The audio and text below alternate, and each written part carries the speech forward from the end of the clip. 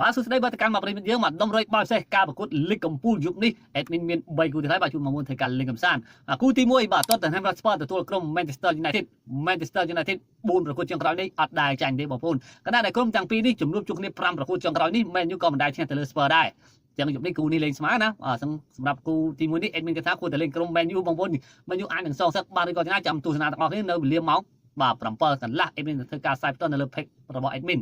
បាទហើយគូទី2ការប្រកួតរវាងក្រុមបាទ Sunderland ដែលកំពុងតែឡើងជើងខ្លាំងនៅតំណែង top 4ណាបាទបច្ចុប្បន្នក្រុមកំពូលតារាងបាទកំភ្លើងធំ Arsenal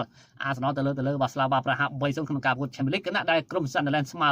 ជាមួយនឹង Everton ក្នុងទឹកដីយប់នេះ Arsenal តមកគ្រាប់អញ្ចឹងគូទី2នេះអេដមីនថាវាយទៅខាងក្រុម Arsenal តែម្ដងបាទបងប្អូនយើងបាទគូចុងក្រោយការប្រកួតនៅ Serie A បាទ Parma ទទួលក្រុម AC Milan បាទ Parma រៀងបាទលេខនឹងធ្លាក់ដែរណាគណៈដែល AC Milan បាទគឺនៅតំណែងលេខ3ហើយយប់នេះប៉ះជាមួយនឹង Parma AC Milan តមួយគ្រាប់ដាច់តែម្ដងបាទហើយគូនេះអេដមីនគេថាគួរតែលេង over គូនេះប៉ះនេះច្រើនតែមានគ្រាប់បាល់ចាប់ពី3គ្រាប់ហើយយើងលេង over 2កន្លះហើយអញ្ចឹងអេដមីនមាន3គូនេះទុកឲ្យបងប្អូនធ្វើការបាទលេងកំសាន្តហើយបងប្អូនក៏អាចសម្រេចចិត្តក្នុងការកែច្នៃដោយខ្លួនឯងហើយបងប្អូនអាចចង់បានធីបាល់បាទច្រើនទៀតដូចជាបងបាល់អេដមីនបាទនឹងទម្លាក់ចូលទៅកាន់គ្រាប់បាល់របស់អេដមីនបាទគ្រាន់តែចូលទៅក្នុង bio TikTok តាមរយៈ Telegram តែប៉ុណ្ណោះជូនបងប្អូនសម្លងល្អ